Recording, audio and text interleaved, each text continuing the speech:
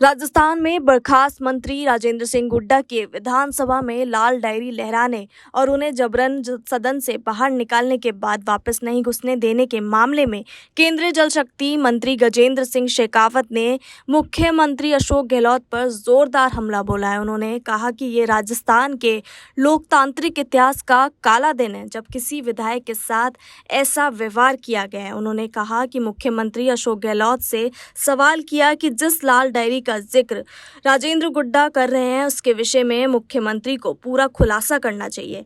लाल diary में क्या है पूरा प्रदेश जानना चाह रहा है। शेखावत ने दावा किया है कि लाल डायरी में गहलोत सरकार के कई मंत्रियों के भ्रष्टाचार के राज है। इसके तार दिल्ली में आलाकमान तक जुड़े गए हैं। बता दें कि सोमवार को बीजेपी मुख्यालय में पत्रकारों से रूबरू होते हुए शेखावत ने लाल डायरी के नाम पर ही कांग्रेस सरकार के मुख्य और मुख्यमंत्री में घबराहट दिखाई देती है। वहीं उन्होंने कहा कि सरकार धराशायी हो जाएगी। वहीं शेखावत ने मुख्यमंत्री गहलोत से पूछा कि लाल डायरी को लेकर सरकार और उनमें इतनी घबराहट क्यों है।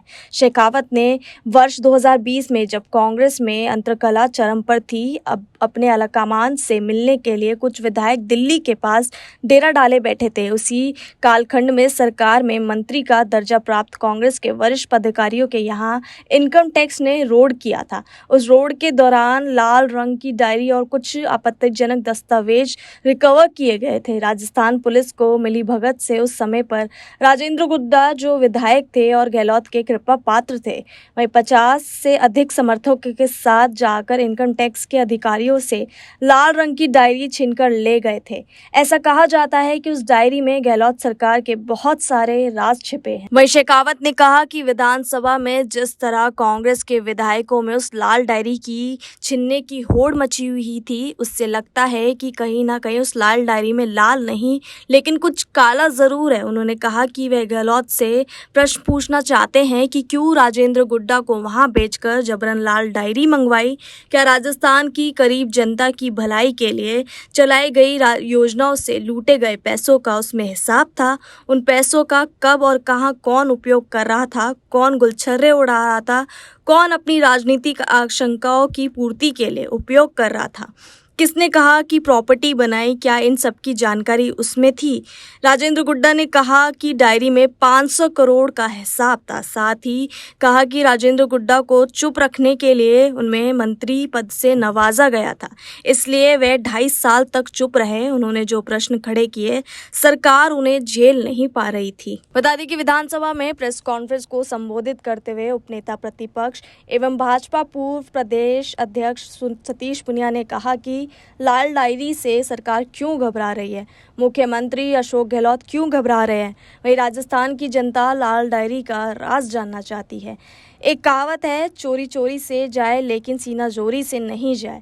राजस्थान की अशोक गहलोत सरकार पिछले 5 साल से ऐसा कर रही है। कांग्रेस सरकार दोषी है किसान कर्ज माफी की, वादा खिलाफी की, भ्रष्टाचार की, बेरोजगारी की, बदहाल कानून व्यवस्था की, और इसलिए जब गाए बगाए अफसर आता है तो सियासी चालें चली जाती है। बता दें कि भाजपा प्रदेश अध्यक्ष सीपी जोशी ने कहा कि कांग्रेस के विधायक जिस लाल डायरी के बारे में कह रहे हैं उसका पर्दाफाश होना आवश्यक है। सरकार पर जो भ्रष्टाचार के बड़े बड़े आरोप लगाए गए हैं उस पर मुख्यमंत्री की चुप्पी साध कर नहीं बैठना चाहिए।